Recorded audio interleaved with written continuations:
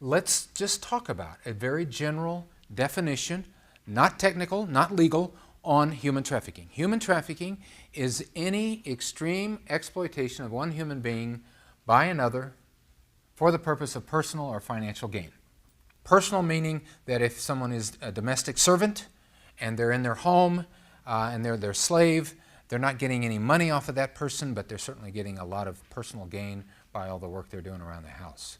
So that's the general definition. There are two factors that are involved. You have to have extreme exploitation and then loss of freedom by the person being exploited. Now, the legal definition arises out of what's known as the Trafficking Victims Protection Act of 2000, the TVPA. And in that legislation, they gave three components that needed to be involved in order to prosecute somebody for human trafficking. You had to prove an act, prove a means, and prove a purpose. And I'll go into what that means. But remember, act, means, and purpose. So it's the act of recruiting or harboring or transporting or providing or obtaining. Notice how broad it is. Okay? There are a lot of different acts that are involved in human trafficking. All you have to do is be involved in one of them, then you can be proven guilty of human trafficking. So it's any of those things to a person for labor or services or commercial sex by means of, so you're transporting somebody by means of one of these three: force, fraud, or coercion. Doesn't have to be all three: force, fraud, or coercion.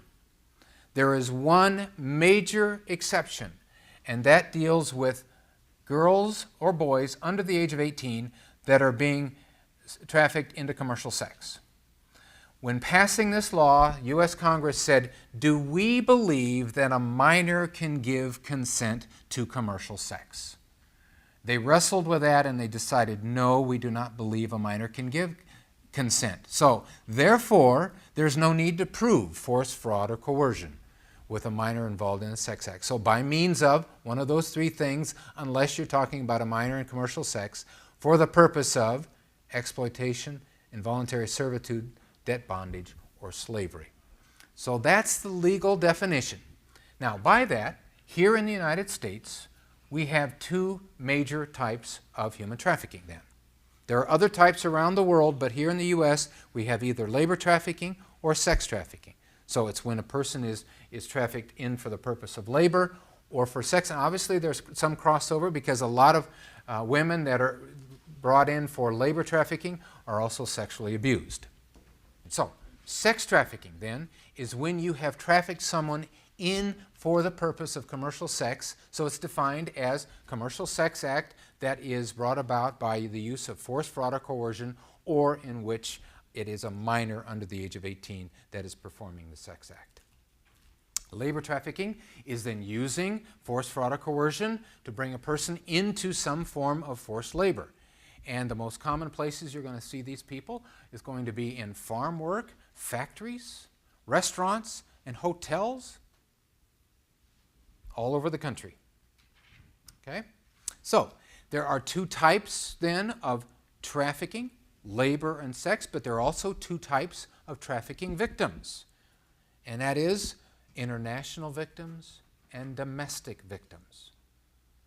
People brought in from another country or people that are being trafficked in their own country.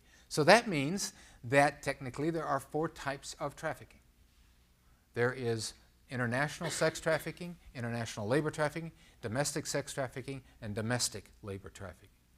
This right here, domestic sex trafficking, is the most common type of trafficking in the United States. So, what do we mean by international?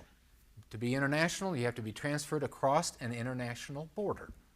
Every country in the world has a problem, with the exception possibly of Greenland.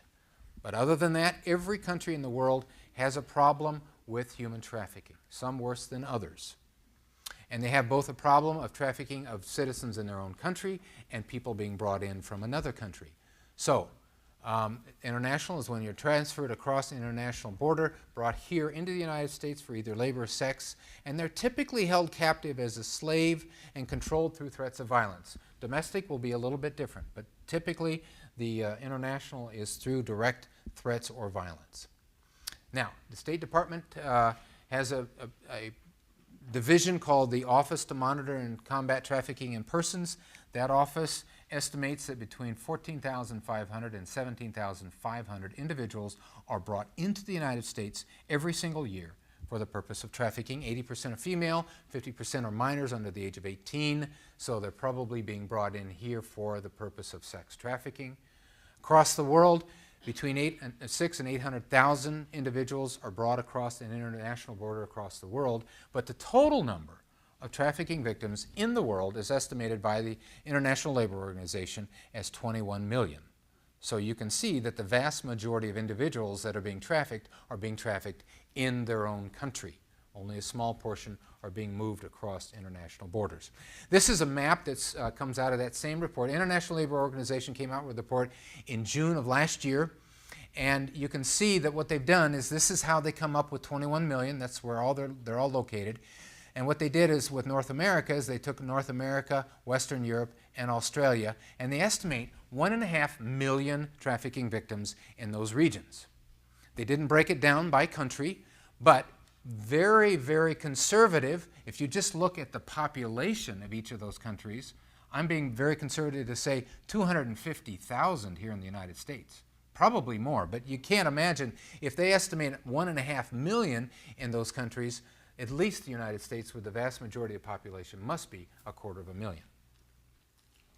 Now, international traffickers are very sophisticated, very organized crime, very dangerous, versus domestic tends to be not as organized, not as dangerous, small groups, small-time pimps, so that's one major difference.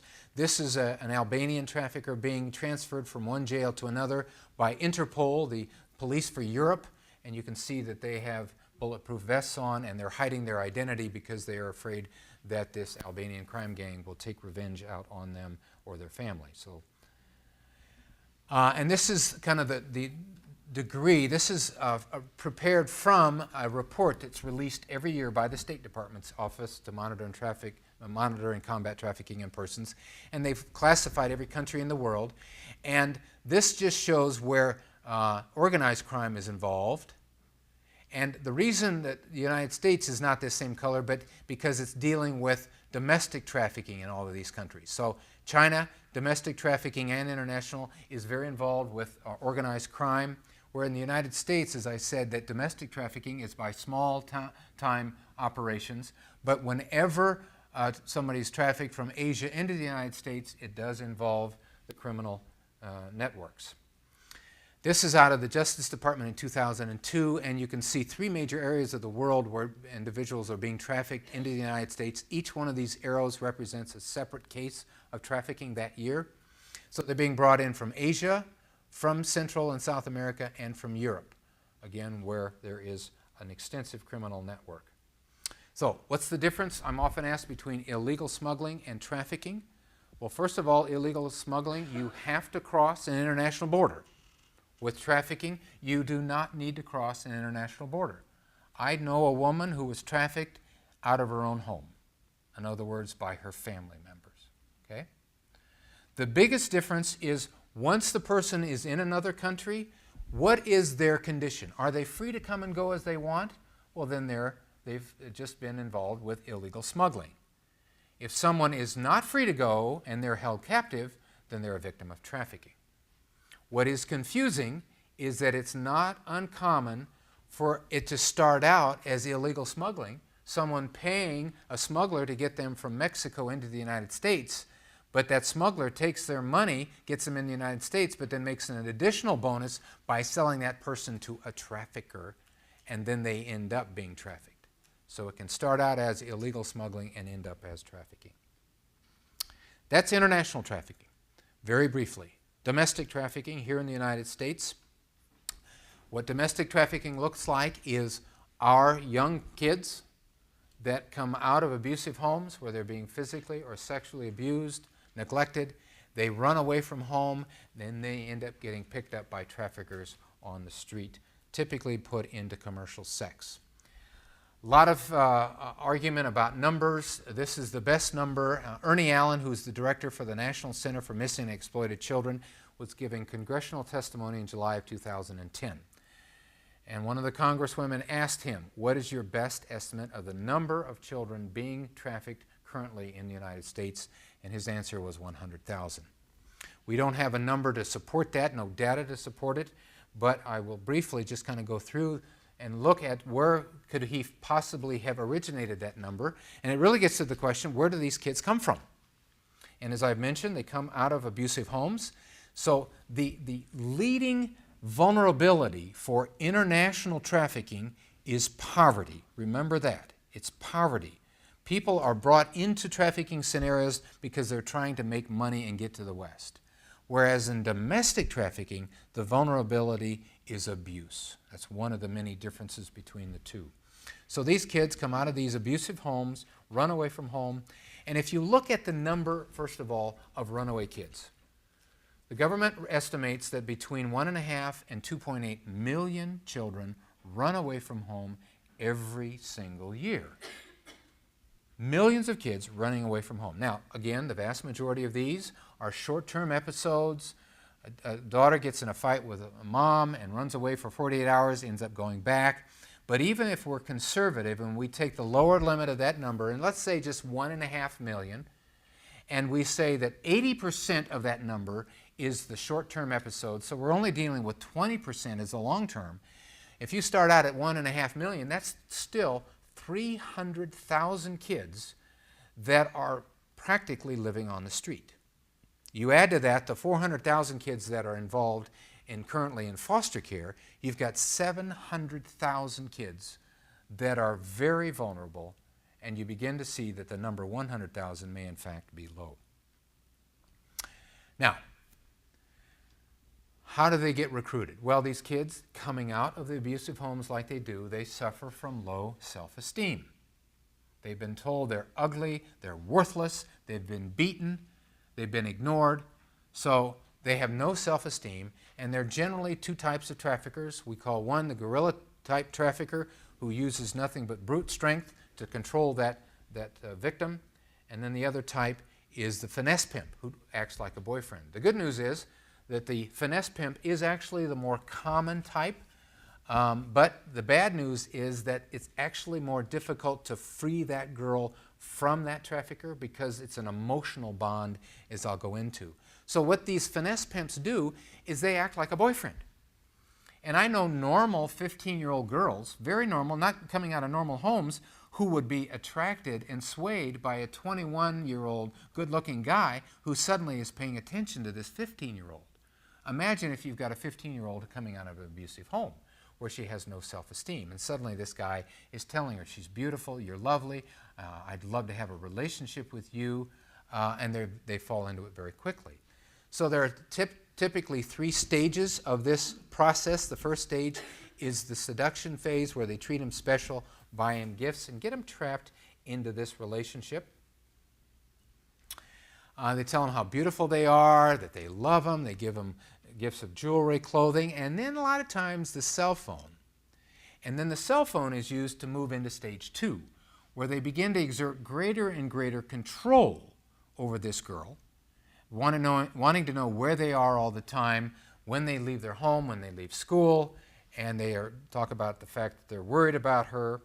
And then finally, at the right moment, they move into step 3, and that is to separate this girl from any kind of support system she might have, be it foster care or the home that she's kind of in and out of, and her friends. And of course, what that does is force the girl to have to depend on the trafficker for everything, and that further bonds them together.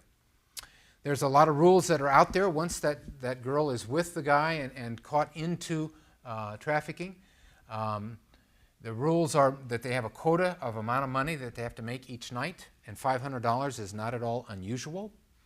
$1,000 is easily manageable, I've been told by the vice officers in Columbus, Ohio, that if a trafficker knows what he's doing, they can easily make $1,000 a night. And think about it, they're going to work just about every night of the year, $1,000 a night, $365,000 a year. They're not paying taxes, obviously. So that's the driver to this, and that's the motivator to get these guys out there recruiting these girls. And they only need one, and they can support themselves. This is a quote: "You promise a girl heaven and you take her to hell." I look for a younger female, a younger female with a backpack or something, because the first thing I'm going to think is, okay, she's leaving home. She's leaving home for a reason. More than likely, she just got into it with her parents, or she decides she wants to run away from home. It really doesn't boil down to money. If she in it for just the money, then that's not going to really work out. You see what I'm saying? The girl has to be so love drunk, if you will, off of me, to where as though she would do anything. I make sure she has what she needs, personal hygiene, take her, get her nails done, take her to buy an outfit, spend time with her, take her out to eat, make her feel wanted, but I don't give her any money. You didn't hear what I said when you called me? I'm lost. You lost. Now, I'm never... lost. I don't know where I am. The Bronx Parkway flooded and it made me get off, and I don't know where I am.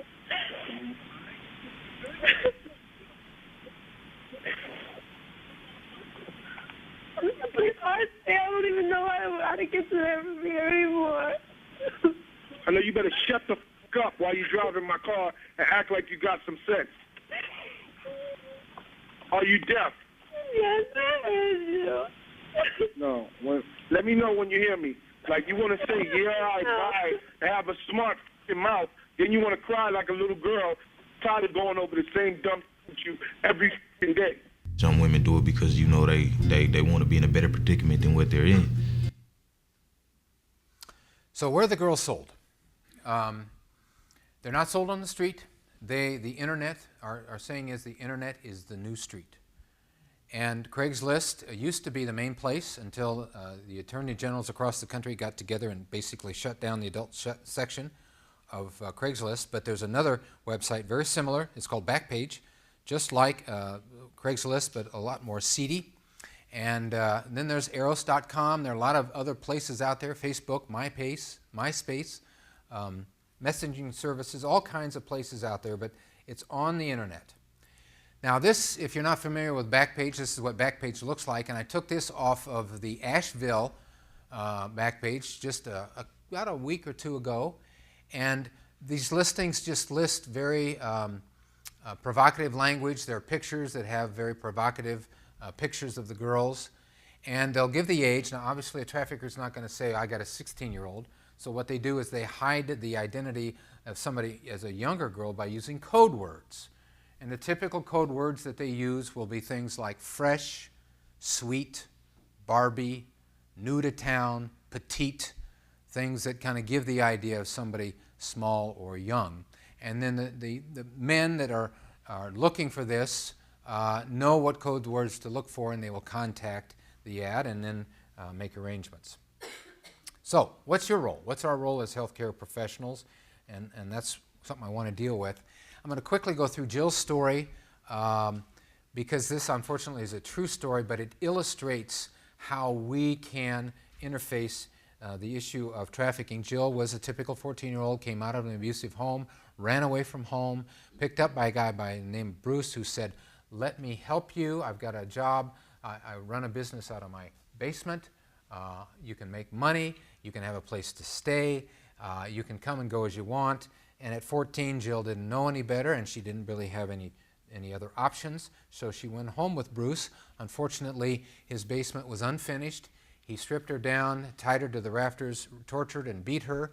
She ended up with scars on her wrists and on her ankles. She also had been hung, which caused the scar to go around her neck and damage to her vocal cords. And then she agreed, obviously, to work as a prostitute for Bruce. Eventually, she became pregnant. Bruce was in a quandary what to do. He wanted to terminate the pregnancy because he knew that she would not sell as well as she got further along in the pregnancy, but he didn't want to take her to an abortion clinic, so he ended up trying to do an abortion himself. He ended up getting into hemorrhage, and at the risk of her dying, he finally took her to an ER in Los Angeles. But he came up with a story, and his story was that Jill is my sister. 2 years ago, our parents were killed in an automobile accident. Ever since that time, it was so traumatic to her that she's been suffering from schizophrenia. She has all kinds of strange ideas and hallucinations, like I'm holding her captive. And unfortunately, The ER personnel bought it, hook, line, and sinker, accepted the story without hesitation. We can talk about why that was a little bit later if you want, but there were some very clear signs that they missed.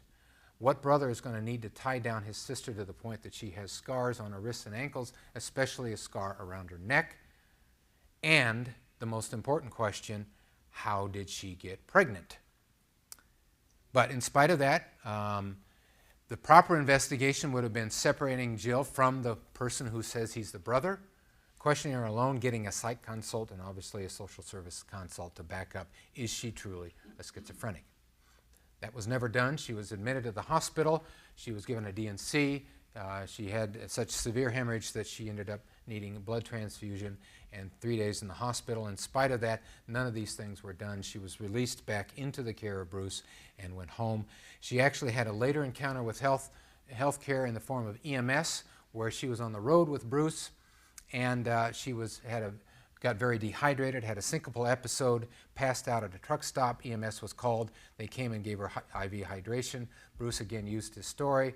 EMS was convinced, gave her hydration, and left. So she was only found when the police raided Bruce's apartment or house for drugs, and they found her tied up naked in a closet. So that illustrates the fact that this study out of Eastern Europe, which interviewed women that had been trafficked from Eastern Europe into Western Europe for sex, and once they were freed, they asked them, how many of you encountered a healthcare professional while you were being trafficked?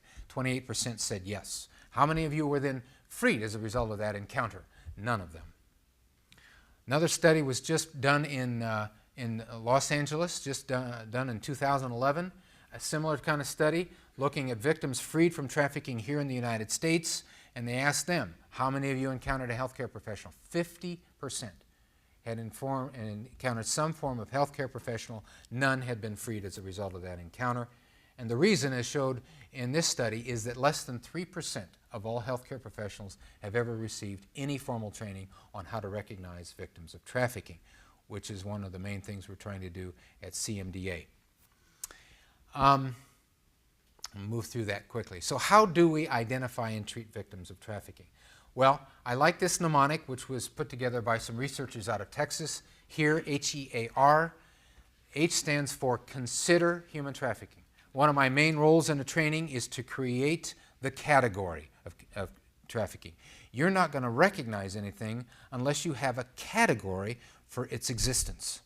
And most healthcare professionals, when they encounter a victim, will walk away from that encounter thinking, something weird is going on. I don't know what it is, but something strange is happening, and they can't figure it out because they don't have the category of human trafficking in their mind. So the first thing is to consider when you're getting some of these weird vibes. And some of the things to look for is the patient accompanied by someone that seems controlling? Is the other person answering the questions? Does the patient seem submissive or fearful? Does the patient have any identification? For international victims, the trafficker will control the ID and the passport, not the patient. So none of these things alone will give you and tell you that it's a victim of trafficking, but they kind of paint a picture.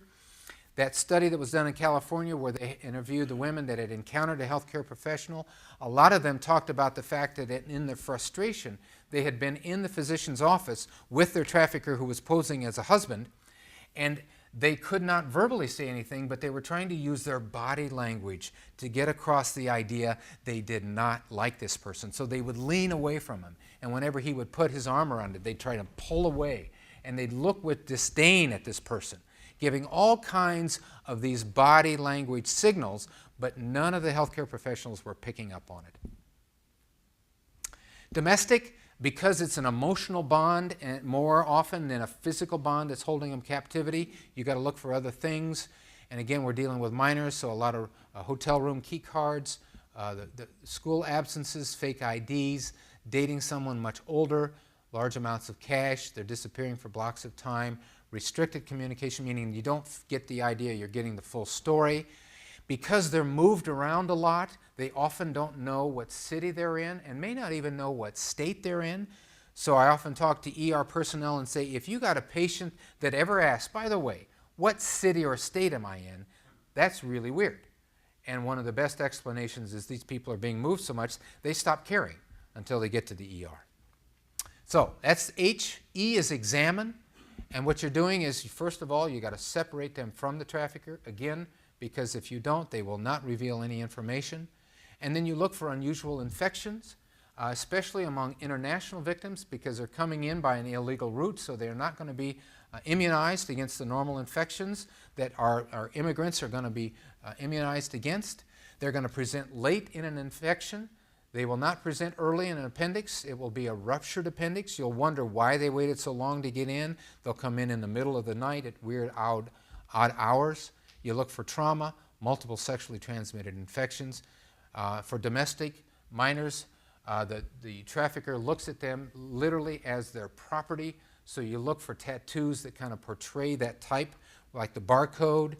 And the term for the trafficker or the pimp is daddy. So any tattoo that has daddy on it or portrays an idea of ownership, begin to think about the possibility of trafficking. So what do? If your suspicions increase, you ask the questions. And I've given you some examples here. And by the way, the handout, I'll show you where that'll be available when I get done. But you want to spend time, first of all, developing a bond of trust, or have one of the staff do that. Typically, if it's a woman, you want it to be a woman. A guy, you want it to be a guy.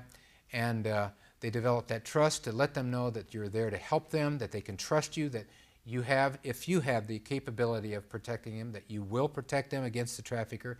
And once you've got that established, you ask some of these questions. Can you leave your work or job situation if you want? When you're not working, can you come and go as you please? Have you been threatened with harm if you try and quit? Has anyone threatened your family? You do not ask, are you trafficked? They don't know what that means. That term will not mean anything to them. What are your working and living conditions like? Where do you sleep and eat? Do you have to ask permission to eat, sleep, or go to the bathroom? See, the goal of these questions is to get really to the core issue of how much freedom they have. Is there a lock on your door or window so you cannot get out? Now, with domestic, the young girls, again, we're talking about not so much a physical bond, but an emotional bond. And we do not use the word prostitution. You don't ask them, are you working as a prostitute? That will completely turn them off. So you get at it indirectly by saying, have you been asked to have sex with multiple men each night? Do you have to meet a quota of money before you can safely return home? Those two questions get to the real issue of domestic sex trafficking. So what do you do then? You respond and report. This is where you have to do research in advance, and you've got to be prepared. What I recommend, first of all, is looking at your local resources.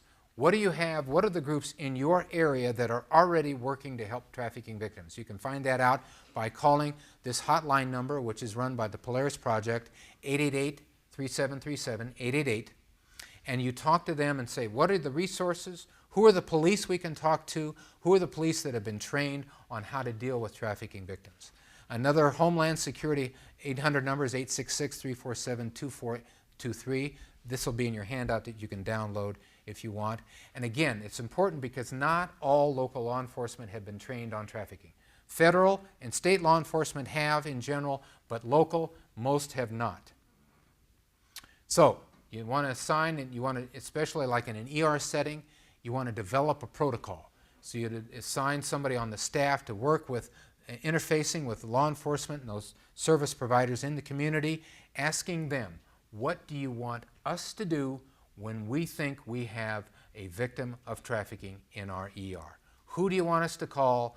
What's the number? And get them the information from them. And then you put all that information together into a protocol. Most ERs have a protocol in dealing with child sex abuse. They have protocols dealing with domestic abuse. I don't know of an ER yet that has a protocol to deal with trafficking, and that needs to be done across the country. One thing I would say in the protocol is that one of the things you want to do, you want to get the victim's permission to intervene. Because if you're unsuccessful, they will suffer the consequences. And it'll be horrific abuse. So you got to get their permission. And remember, we as healthcare providers, we are mandatory reporters. We are not mandatory interveners. So if you suspect, you have to report. We don't have any obligation to intervene. And the only time you really should intervene is when you've got a good solid protocol in place and you feel you've got control of the situation and you can completely control the trafficker and completely protect that victim and you have their full consent. And not until you have those things. If you can't intervene, get all the information you can from them and let them go and then report. And then the last thing on the protocol is to train your staff. I just want to put in a word on our CMDA. We have 11 different modules on the CMDA website that go extensively into the issue of trafficking from an international and domestic perspective, and it's at cmda.org/TIP. And lastly, this is where you can download the handout from this presentation. Go to abolitioninternational.org/medical. We'll have that PowerPoint or the handout from the PowerPoint available for the next couple of weeks.